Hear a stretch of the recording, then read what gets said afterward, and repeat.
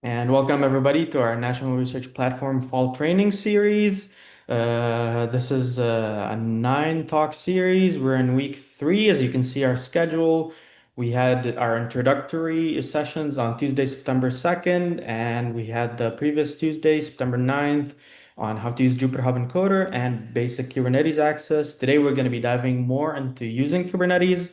And in the second session, which is there, the sessions are back to back, we're going to be talking about using NRP's LLMs and agentic tools, different extensions that you can use with the existing environments to use those LLMs that are provided for NRP users. Of course, we post all training information on nrp.ai/training. You can see the link here. And you can see there's a link to the recordings there, the slides, and everything you may need if you're watching this your own pace at the comfort of your own pace, not attending live. And you can see these are the sessions. Today we have these two. This session next week is on September 23rd, which is also Tuesday, which is deploying Jupyter Hub Encoder. We talked briefly on how to use Jupyter Hub Encoder. That session was about NRP's Jupyter Hub Encoder that we provide and we provision to cluster users. But additionally, you can host your own instances, and that's what we're going to be talking about next week. And then the week after, we're going to be talking about advanced use cases in Kubernetes and building your own Docker containers and images that you can pull and using NRP's GitLab, running virtualization instead of containers, running that comes in handy for, let's say, running Windows and advanced edge use cases that users might run into. Of course, we're going to be covering as much as we can today. Whatever we can't cover today, we'll be covering in the advanced sessions. Now, very important notice is that this training is up to date as the time of making this video, but your number one source of information should always be NRP's documentation, which is meant to be easy to follow, easy to use with step-by-step guides, and it's a live documentation. So whenever we change systems, implement something new, we post the news and we update our docs to reflect that. And now this is the repository link. I'm just going to copy it and paste it in chat as well. Should type it in. And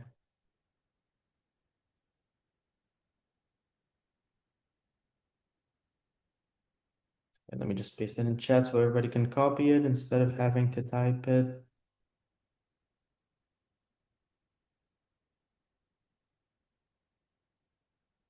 All right, so the repository has the slides and the code example commands that we're going to be running and any scripts that we might use. So in this session, we're just going to be talking about how to use Kubernetes, which is the main access way for using NRP, because NRP in its essence is one Kubernetes cluster. So we're going to be talking about how to use how to implement different workflows in Kubernetes.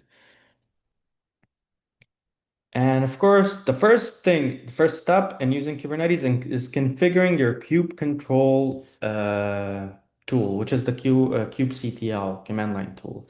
And this is what we talked about last session. And you should be able to use it now. This is my command terminal window. You can see I can run kubectl version dash dash client. And this shows me the client version. That means it is installed. And if I want to check if it's configured, I can run kubectl get nodes. This should list all the nodes in my cluster.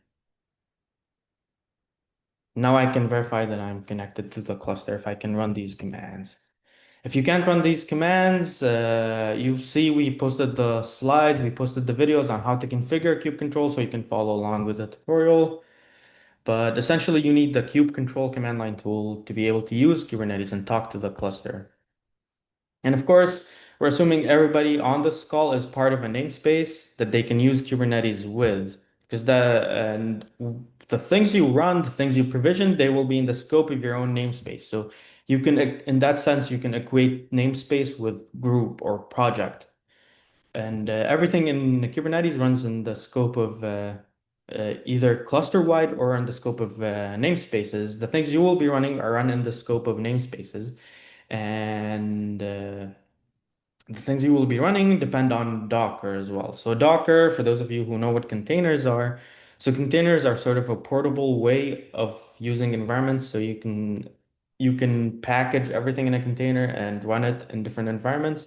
Of course, everything here we mean the code you're going to be using, the libraries, and so on, but not the data itself. Data you can store it in volumes, and you can take that same container, run it in different environments, and it will be a consistent way of running. So, because the cluster is different servers, different hardware, different platforms. When you take your container and ask Kubernetes to schedule it on a node on a server, you have your container that runs let's say you're running an Ubuntu container. Whatever OS the host node has isn't really relevant when you have your Docker container that is running Ubuntu inside of your Kubernetes pod. So everything in Kubernetes that runs in our case, we run Docker as our runtime container environment, and Kubernetes runs Docker in the context of Nautilus and the NRP's cluster Nautilus. Kubernetes runs Docker in the form of pods. So pods in Kubernetes, you can think of them as wrappers for containers. So each pod runs one or more containers. And when you want to run things, you run them in pods. So whatever you run in Kubernetes, it runs in pods. And of course, those pods pull what we call Docker images, and they pull them from registries. And the most popular one is the Docker Hub public registry that you can host your own Docker images from or pull images from that are publicly available or even privately available with authentication. And an example is you can just run docker pull Ubuntu colon latest. This will pull an Ubuntu Docker image that will run in your container. This is if you're running it local with the command line tool. But in Kubernetes, you can tell your Kubernetes pod use the image with the same naming convention. So for example, nginx latest. And you specified that in YAML, which was what we're going to be doing in a minute. Like we said, you saw us run the command to get the node, and I see in chat, sorry if I'm not able to check chat that much. I'm trying to enlarge my font here. Hope everyone can see it. So kubectl get nodes. Nodes are the actual servers and hosts on the cluster. So these are all servers on the cluster that you can see. And let me paste it if you want to test it.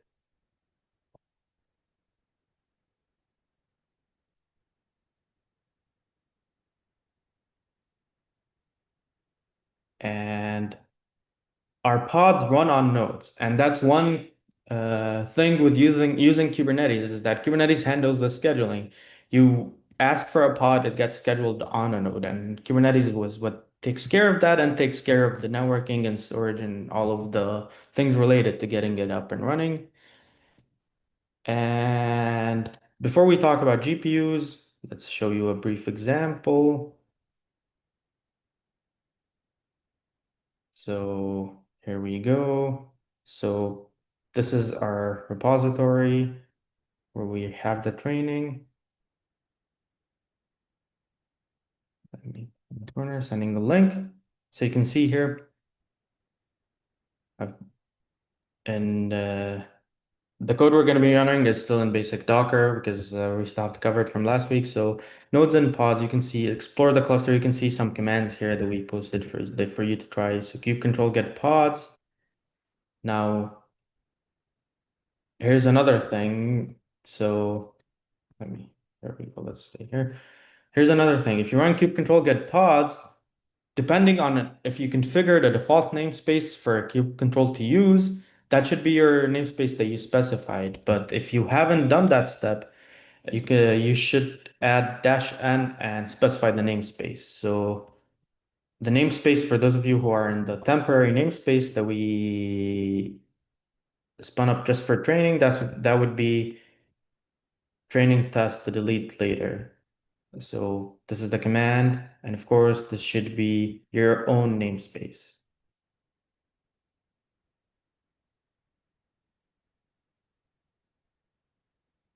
Oh, sorry, typo.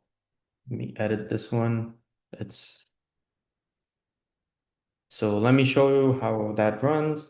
So kube control, get pods, and for example, this is my own namespace, and this is training test the delete later, which you're more than welcome to test things in if we added you to test things in it. And you can see there's still nothing in it, which is perfectly normal. That's what we're going to be doing.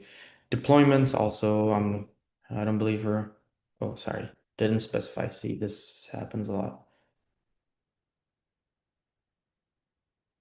So no deployments. And of course, just to give you, so doc.nrp.ai opens our documentation and get access. If you scroll down, there's this section that shows you how to configure group control from the previous videos. You can run this command and specify your namespace to ask it to use it. So let me show you here. Now if I run group control get deployments, it says nothing because nothing is there as the currently. You can see there's multiple commands you can explore with. So pod management, also here, cube control create. So create is a command we're going to be using a lot, and we're going to be creating uh, -2 pod1.yaml. So this is our YAML file. So in Kubernetes, you can define things Kubernetes, and in Kubernetes, you can define things in YAML and in JSON formats. So this is what a pod looks like. So you can see here the kind of things, kind specifies where you're trying to deploy. In our case, it's a pod with the name test pod. And spec, we're specifying the specifications for containers. I'm using one container. You can see here my pod only has one container that's called my pod.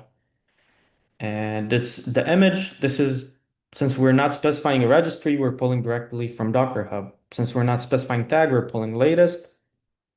So you can see this is what we're pulling. Complete Docker Hub. Sorry for the typos. Essentially, this is what we're pulling. You can see tags here. We're pulling latest since we're not specifying. And resources. So requests is what we're requesting. That's the minimum we're requesting. Uh, for both memory and CPU, and we enforce that you have to explicitly specify how much you're requesting, so you're not hit with the minimum, or so things not do not crash. Please make sure if you don't have the sufficient resources in requests and limits, we're going to talk about limits. If you don't have sufficient resources, your workloads might crash. So the difference between requests and limits, requests is what you're requesting.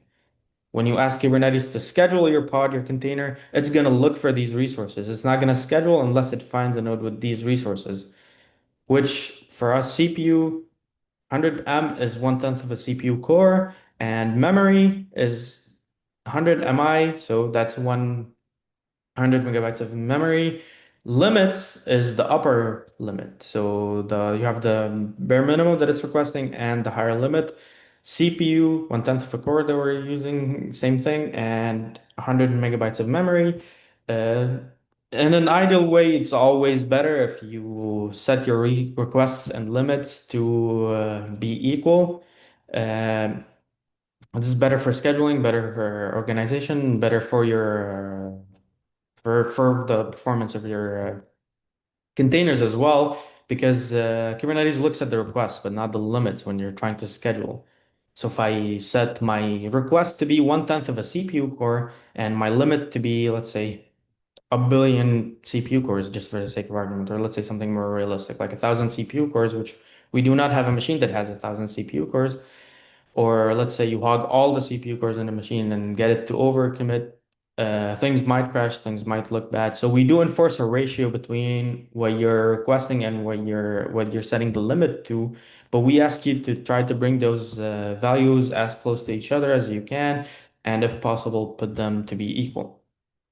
Now, another thing here, this is the resources we're requesting for our container, and this is the command our container runs. So you can see it's running shell with the command echo I'm a new pod, and after that it's sleeping infinity. So sleep is this command that makes the pod run the sleep process in the background to keep the pod alive, because our pods in general, they run the commands and they die out.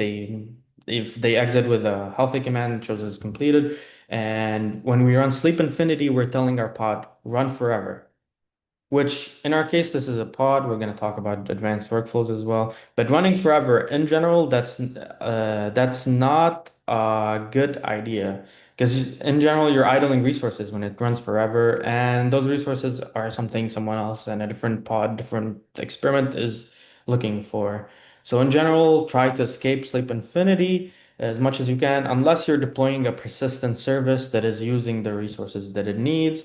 And you can clone this repository. We're gonna be doing this together. So I'm gonna go to my downloads where I'm gonna be running temporary for training. I'm running, of course, these are being run locally, not in a pod. And I'm gonna clone the repo.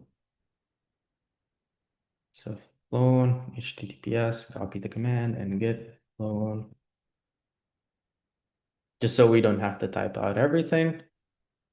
And now I'm gonna show you, we can go to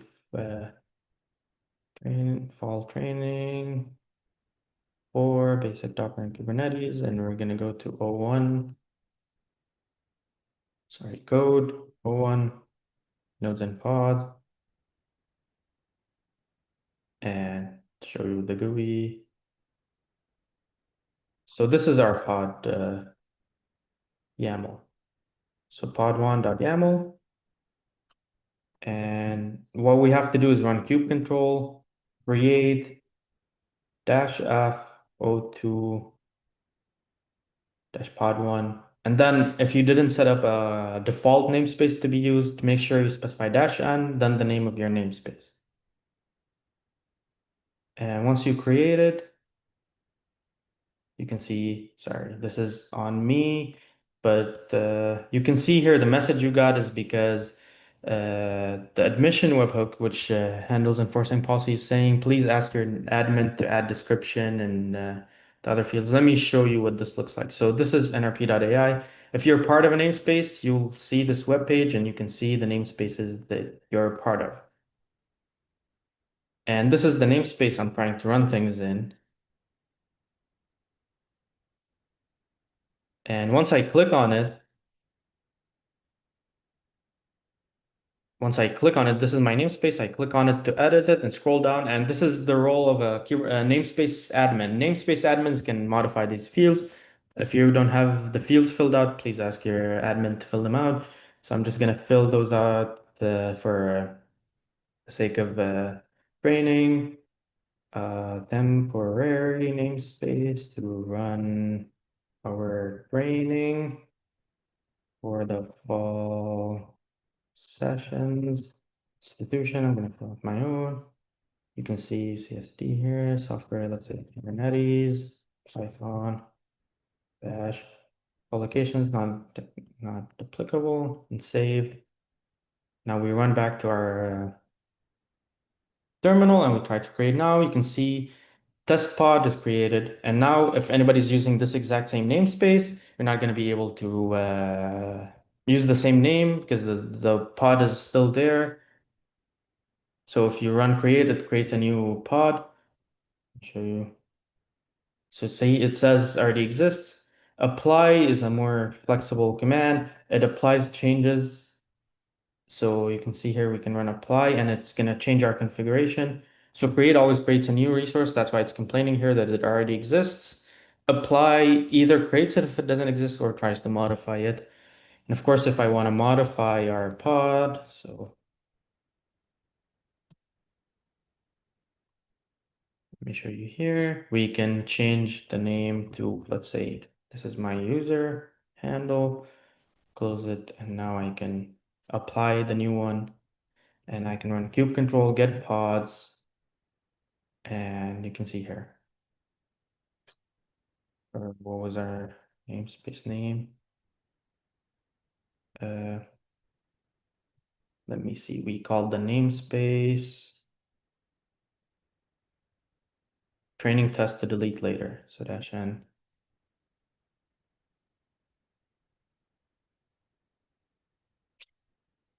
And you can see both of my pods here. Now I can run, let me show you another command here, or let me show you another experiment. Let me open my pod YAML again,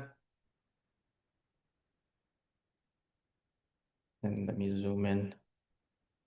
Otherwise, my screen resolution might be showing the text as small. Let me see here. So let me call it -2. And instead of sleep infinity, let me say sleep 1. So sleep 1 second, or just remove sleep in its entirety and exit and apply this one. And now let me show you the pods. Container creating. Container creating means it's still creating the container. Crash loop back off, because we probably miss. This is another command to show you, so you can see kubectl describe pod test dash pod dash mfsada dash 2, and I can see my pod here and why it's complaining. You can see here it's pulling the image, it's starting the container, and then it's crashing. You can see logs. So kubectl describe. Let me paste it in chat. So kubectl describe, and this is pod name. This shows you the description, and there's another command. If the container started, you can run kubectl logs test dash pod dash mf. This is the name of my pod here. You can see it said I'm a new pod and then crashed. So in cases like this, you can see here because it did not exit in a graceful way, it is complaining and crash looping, which means starting again, trying to resolve, and we can add more commands. We can add, which means run this one, then this one. You can say sleep 1 or exit 0, and kubectl, of course, get pods, shows me my pods, kubectl, delete pods, or delete pod, both should work. This deletes my pod,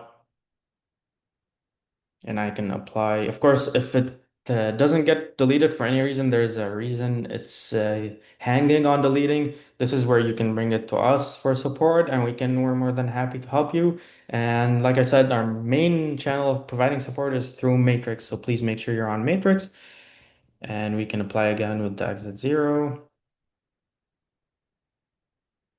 and get pods again. You can see here it says completed because it exited with 0, which is exiting in a graceful, healthy way. I mean, this is a sign of success that Kubernetes does look at. This is very relevant when you're running jobs, for example, because jobs and Kubernetes are the way of running batch jobs that are scripted to run until completion. So exiting 0 is the way of signaling to Kubernetes that things have exited in a sane or valid way. And now the more interesting command is kubectl exec. I'm sorry, let me make sure I sent the commands in chat. So you can see with the logs one, you don't have to say pod. You just say logs and pod name. And delete, specify where you're deleting. So delete pods, for example. And let me show you another interesting one is exec, which allows you to execute a command inside of your pod. So let me exec something in test pod. And let me exec uh so so dash IT has interactive, and we can exec echo hello.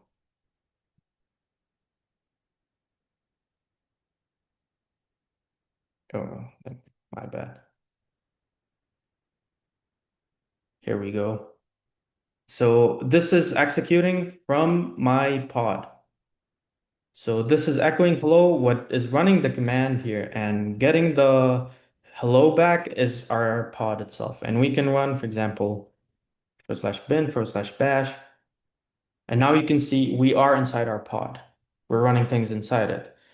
And of course, uh, this is our pod. You can see here, this is our Ubuntu system. We can run whatever we want in it. Once we exit, we're out from exec. But since this runs sleep infinity, it's still up and running. So let me show you here.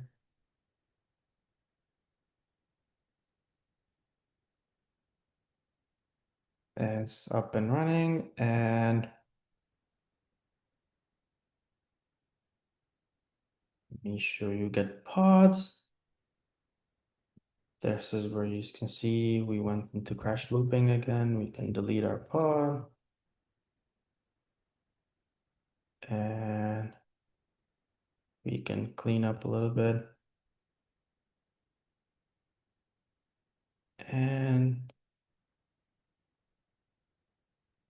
this is waiting for it to delete. Let's wait on it a little bit.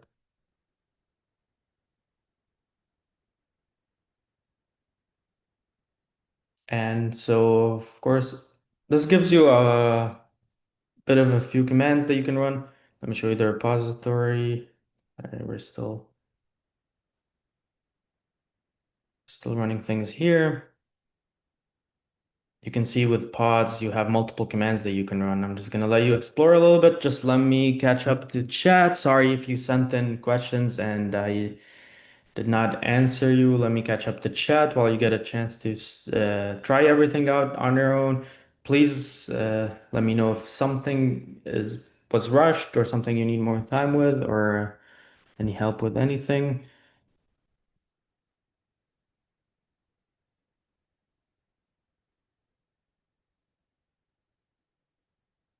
Let me just catch up.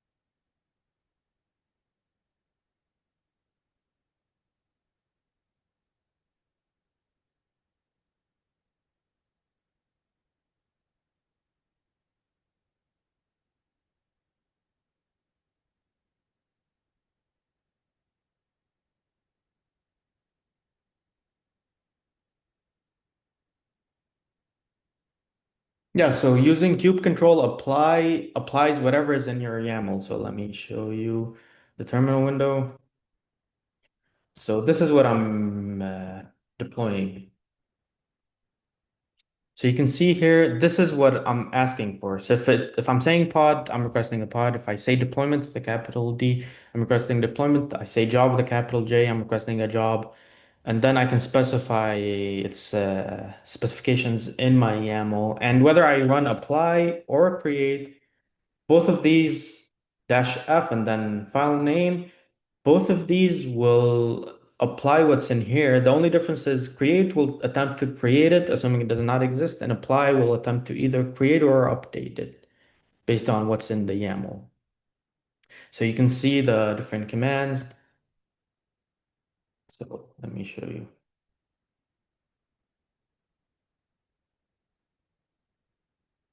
So kubectl apply -f, my apply in this case created it, because I'm running it without a pod with this name existing. Once I run apply again, you'll see unchanged because nothing in my YAML is different from what I already have. If I have a difference, it will say configured. Let me send it in chat so you can also see what the logs look like.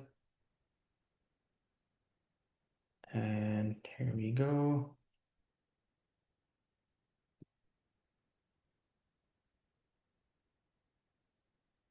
how's everyone doing so far? Is anybody not caught up? Anybody has any questions or any concerns? Anything not working?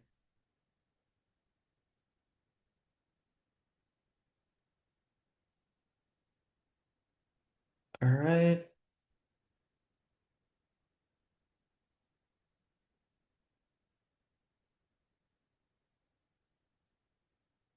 So I just see one question that says, is limit of CPU within a node? And I see Carl answered already. My bad, I'm just seeing it now. So limit you specify in your YAML is the limit of what your container and your pod runs. So it is, we should specify it with respect to what is available in nodes in general, or if you're specifying a node to land on, what's within the node. But the limit should not be what the node has. The limit should be the upper quota of what your pod uses. One thing about CPUs, if you specify let's say I specify CPU one in request and in limit, both are one, I get a dedicated core, which is better performance. So if you specify resources and requests to be the same, that's your ideal scenario where everything works let me call it in cohesion. I see another question that says, in the NRP documentation, it says users will be banned if they run job with sleep. So running sleep in jobs is against NRP's and Nautilus's policy because running sleep in jobs means your jobs will run forever, and that's not what jobs are for. Jobs are meant to be scripted in a way that runs your workflows and exits, signaling success or failure. And it's meant for batch jobs. So think HPC jobs, AI, ML workflows for persistent services and servers like Jupyter Hub, for example. So Jupyter Hub, since this is our Jupyter Hub, it's running in Kubernetes. So you can see this is running in a deployment. So deployments are meant to be used for persistent services and for cases where you're using interactive environments and cases. But of course, when you run interactively, you have to make sure you don't idle the resources by keeping your deployment running forever. And for Amazon, please. So you can see the previous talks on how to configure kubectl, but essentially you need to follow the steps here under kubectl access. And so there is no authentic password. So there's a CI logon button in the bottom. You can click on it. You will log in with your campus single sign-on. So you use your campus single sign-on. Not there's no any password authentication with NRP. If you're being prompted for a password, you're sort of in the wrong spot. Uh, Hi, is it okay to speak? yeah, please go ahead. Yeah. So basically, I'm part of the UICDL namespace. And last week when I was in the training, I could sign on with the SSL. But today, even if I sign on with SSL, it's directing me. Authentic is giving me prompt for a password. So I don't know. Wait a sec. I'm sending screenshot in the chat. Let me check on it and sorry. I'll check on it in the background, uh, just to make sure everything is working well. There is an option to sign into Authentic with username and password, but you should just pick the CI logon. So click not you, and then you should see the CI logon option. Yeah, I'm thinking of an authentic loop where it keep directing me to the um my SSO from CI log on and then like end up in the same screen again. Let me okay. All right. So like Daniel said, if you click not you, it should direct you to the CI logon. If that doesn't work, please let us know and we'll delete. Yeah, it says permission denied. I'm not sure what changed since last week, but when I go to nrp.ai/namespaces, I can see my namespace.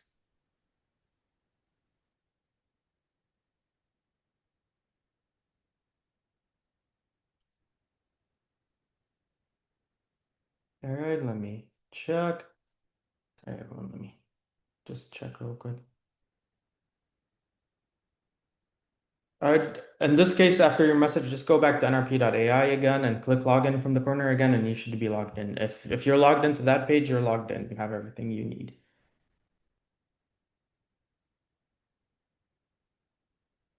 Might happen when logging in through different providers. Like if your email is already associated with another provider. Yeah, I would write to support channel in Matrix and we will delete, see if there is any duplication. Got it. Thank you. And Annie, I see your message. I'm not sure what's happening here. You are part of the namespace. Is it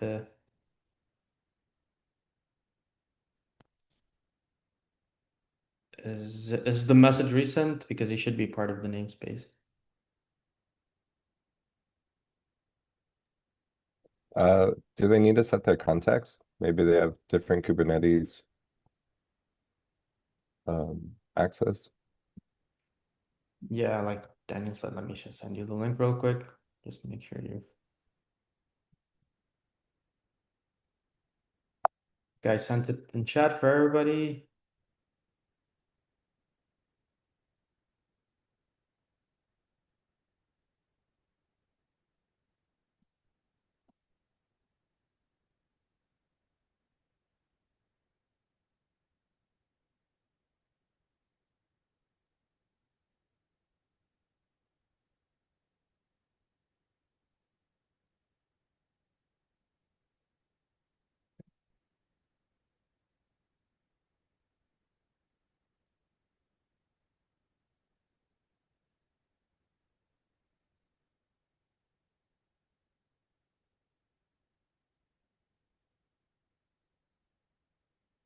Right.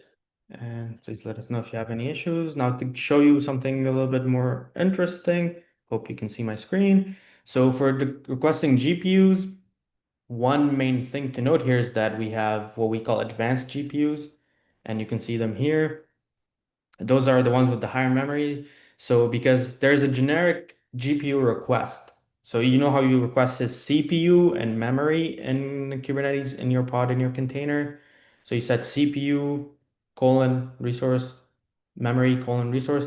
Now there's an nvidia.com/GPU. This is the generic name, and then colon the number of GPUs you're requesting.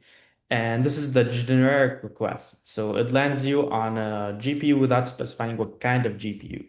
So you don't mistakenly land on a higher memory one that you don't need the higher memory available for it, and then it's sitting idling some memory.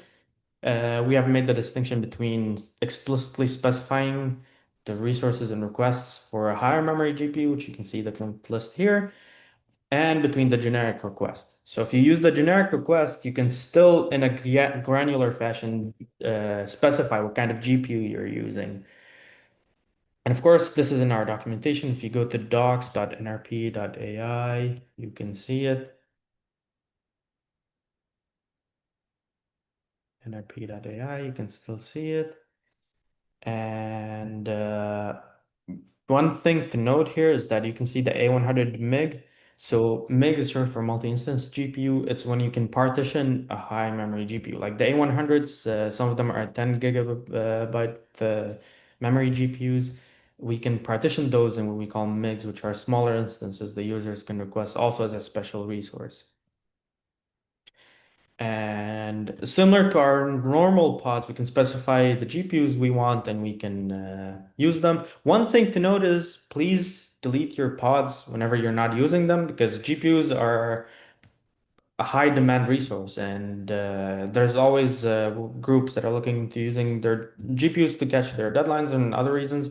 So please delete your pods when they're not running GPUs. In an ideal scenario, please try to run batch jobs that are scripted to use the GPUs in a scripted fashion that does not have the interactive idle time in let's say debugging cycles. So the GPUs are always used and utilized in an efficient fashion. Now, similarly, we're going to show you how to request the GPUs. Go back to my terminal window.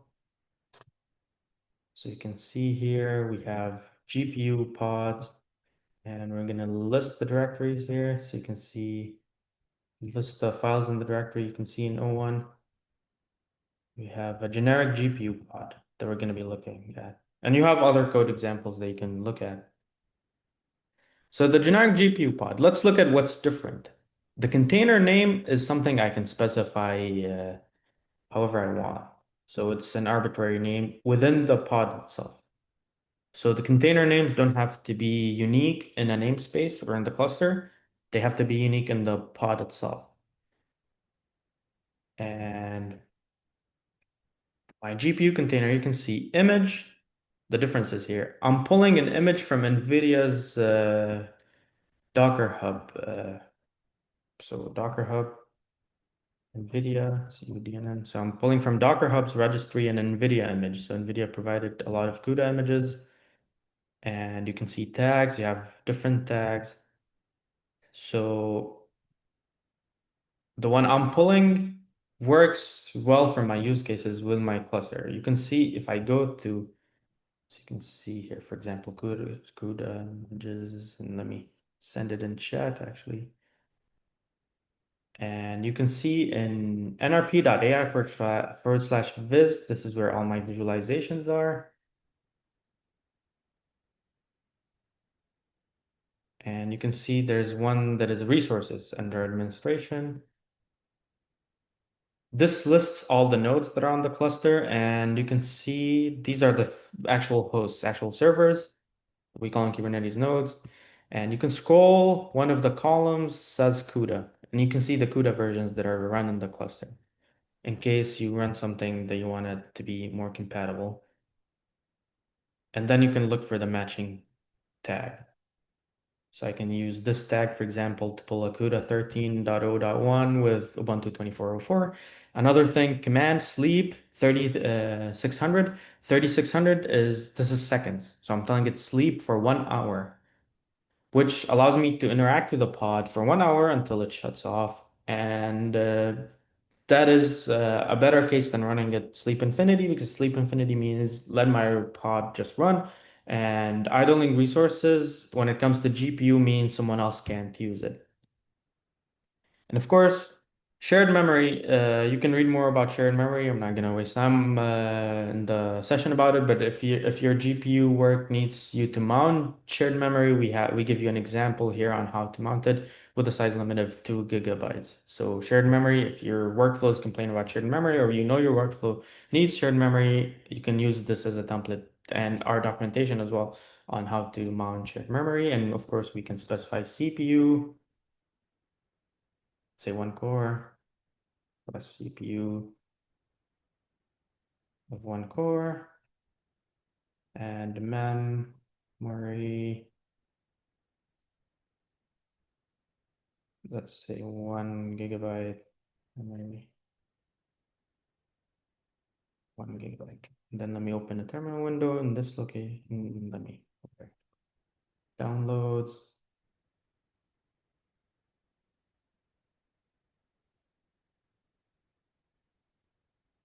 And we have still running the basic examples for GPU.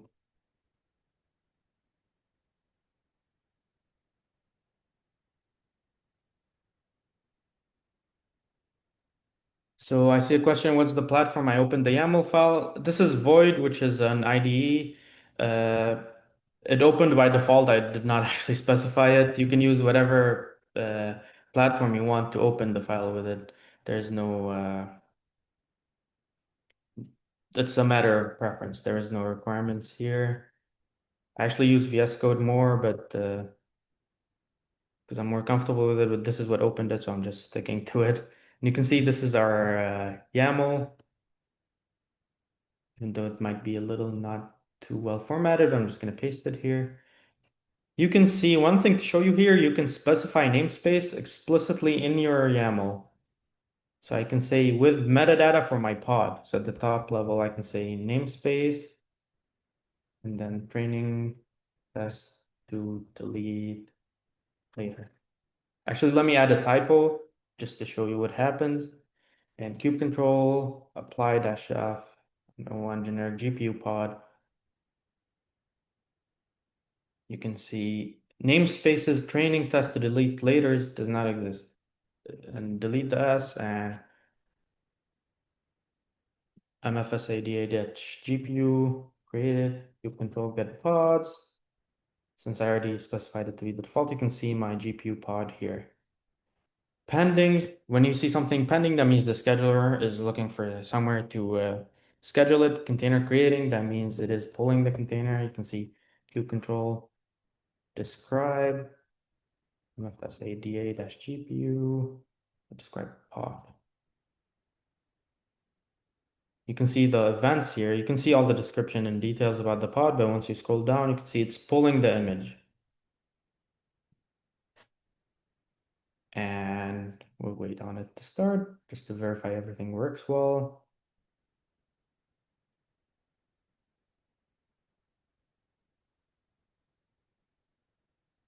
Oh, sorry.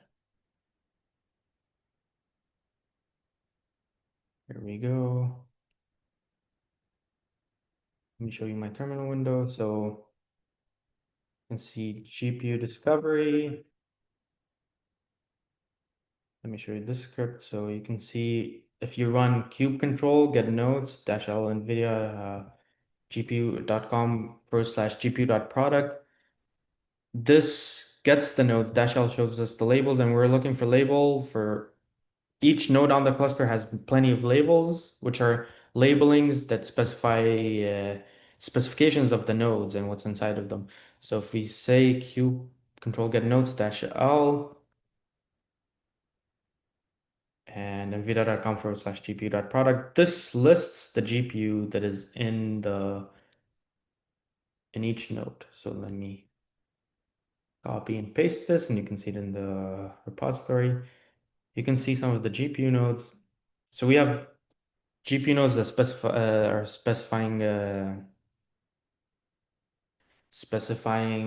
GPU kind. Let's say I want to request a 3090 GPU. So 3090s, one thing to note here is what kind of GPU it is, because if I take the A100 label, but I'm not specifying the explicit A100 request in my YAML, it's going to shoot me down because A100s are nvidia.com/A100, not GPU.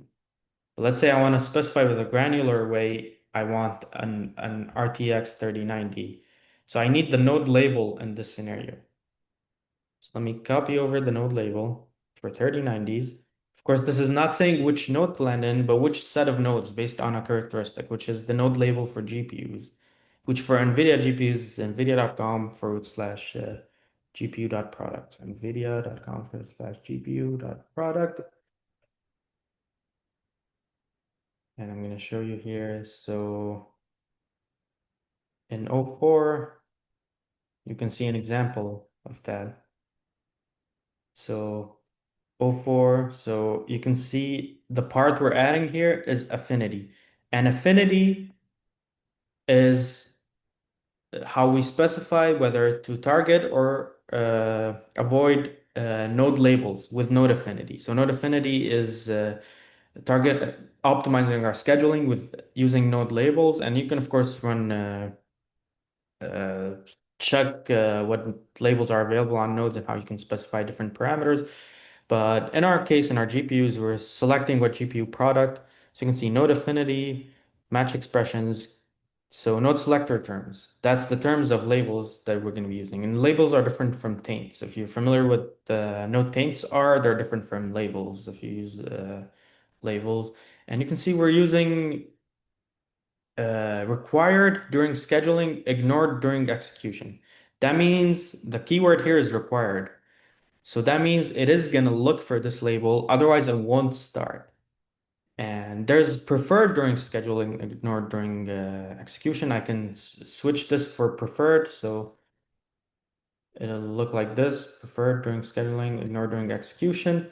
This tells it, look for 3090s, but if you can't find them, don't remain pending, land on something else. And this is my RTX 3090 pod. You can see here the request is nvidia.com/GPU. Now, just to run you back to my presentation, see A40s are nvidia.com/A40. So let me just show you what would happen in a scenario like this. 04. So in a scenario like this, where I say request A40, and my affinity is asking for 3090, this is not gonna schedule at all. It's gonna be remain pending forever because it first thing it's gonna look for the resources, NVIDIA A40, and it's gonna look for nodes with the required label 3090, which those are not, there's, and the overlap of these two is nothing because node labeling specified GPU kind, and an A40 node has A40 GPUs. And that's one main thing to note, that nodes have the same kind of GPU. So the node, the actual physical server, has between 0 to 16 of the same GPU kind. And let me show you real quick here. So keep control get pods. This is the pod that we started, and it's not happy. Let's check out why. Oh, typo. Sorry, let's check it out. And let's run the scribe.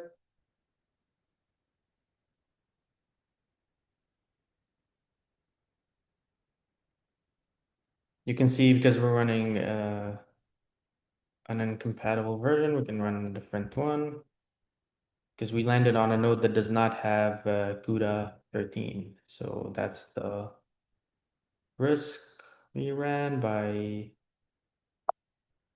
going too ambitious. We can still go to 12.4.1.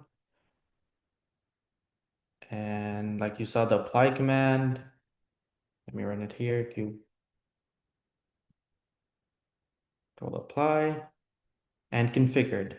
So it's configured to pull the new image now, and I can run get pods and read on it. Or I can just, to be safe, I can delete it.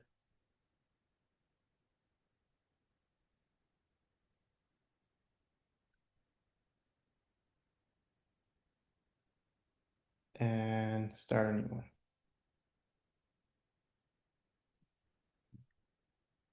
And let's get pods.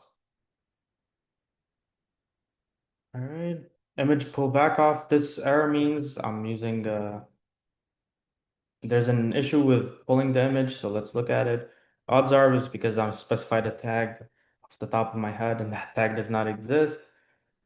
But let's see. Cube control, describe, pod, you can see. So image not found, which tells me I should always check the tags of the images that I'm running and pull one that actually exists. So it's 2204, not 2404. So let's try now.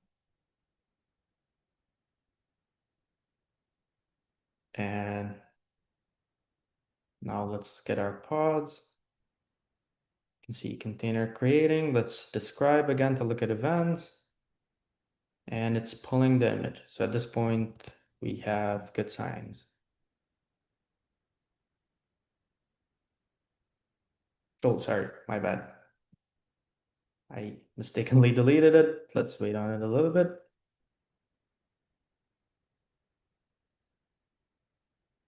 And let's give it a minute to pull the image.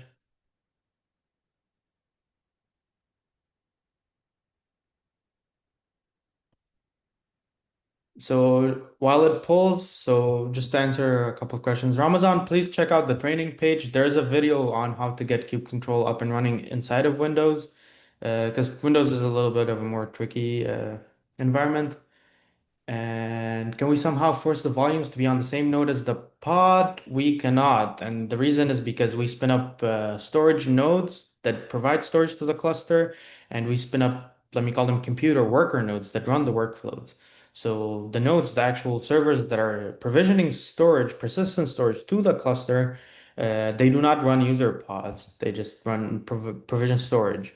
What we can do is set our node affinity like we saw with GPU type to target regions and zones. So region is US West, for example, US Central, US East, and zone is more granular to the campus level. If our storage and our pod are in relatively the same geographical area, that will make it faster for us.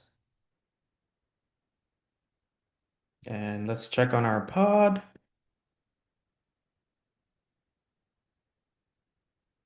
Just wait on it to pull damage a little bit. Terminating, it's not happy. Let's see what's going on.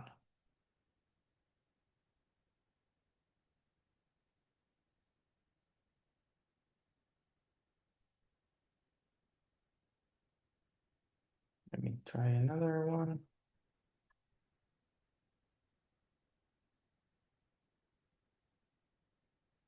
It's the demo effect. Let's check it out again.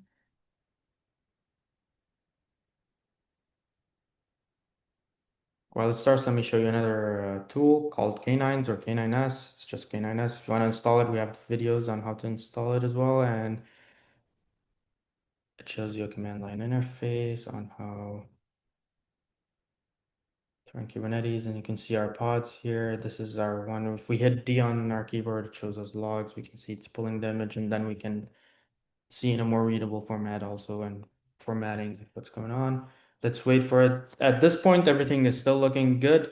If it's pulling an image, it's pulling it from Docker Hub. If that takes a while, a few minutes is okay to wait. If it takes longer, please ping us, and then we can work on it together. And let's just wait on it a little bit.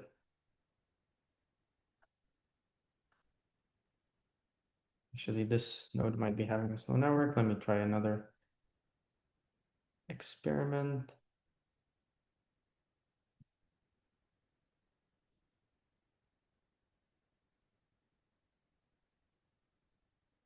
Show you another experiment. So this is our generic one. For our generic one, let's specify, show you another experiment with requesting an A10 and calling it. And let me apply that.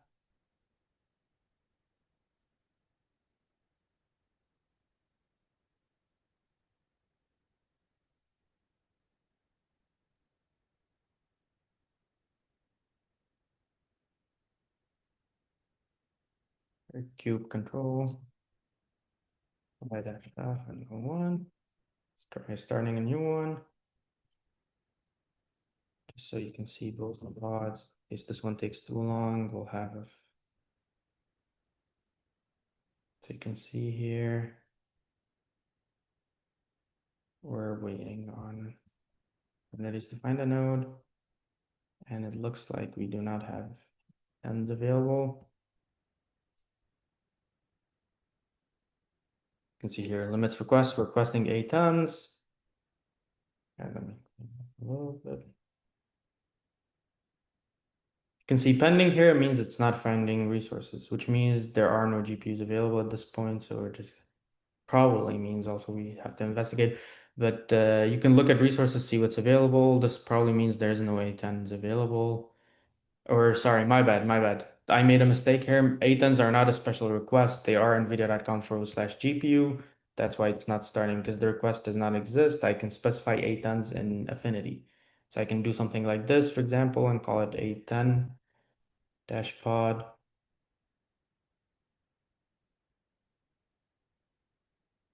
And request GPU And in Affinity, I can say NVIDIA-A10. And then the naming convention for this I get from node labels with the command that we showed you. And let me try this now. Here we go.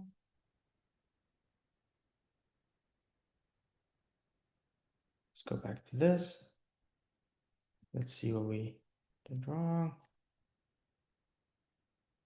You can see pending. It's set a node. That means have a healthier sign and container creating.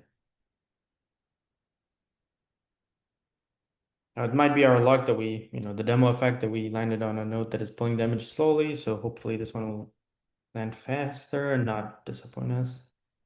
And we can see it up and running. You can see in D describe, hit D on your keyboard. If you use K9S, you can see it's pulling the image. Or you can use kube control, pods, kube control, describe, pod, 810 dash pods. Typo. And you can see pulling image, successfully pulled image, created container and started container. This is what it looks like in K9S as running. You can see the other one ran here. And depending pod, always clean up these if they're malformed, because they're never gonna start, so they're just gonna be, in a sense, still wasting resources. So you can delete it, either with kube control delete or with K9S. And you can see this is our pod. Instead of describe, we're gonna run exec -IT for interactive, -- the command we're gonna run is /bin /bash. Oh, sorry, not pod, just A10 pods, because you're always execing into pods, so you don't have to specify. And now this is inside of our pod, inside of the container we're inside of our pod. There's -C where you can specify container, but since we have one container, this is it goes directly to it. And you can see since this is an NVIDIA Docker image, we already have the NVIDIA tools preloaded. So we can run NVIDIA-SMI, and you can see we landed on an A10. You can see it has 23 gigs of memory.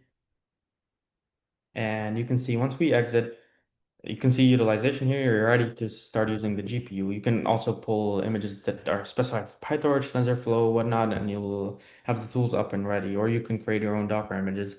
Now, let me show you kube control, describe, pod. We called it A10-pods. You can see in the description, it landed on GPU-18.nrp.mghpcc.net. You can see it in node name. So this is the node we landed in. And we can go back to our visualization web page. You can see this is the node we're on. You can see GPU free is 4, GPU total is 8. So you can see the node has 8 GPUs. We requested one, and that's all our container sees, and Kubernetes handles the provisioning of that. And this would be a good place to pause. I'm just going to pause here. Let me find the Zoom. Just going to pause one.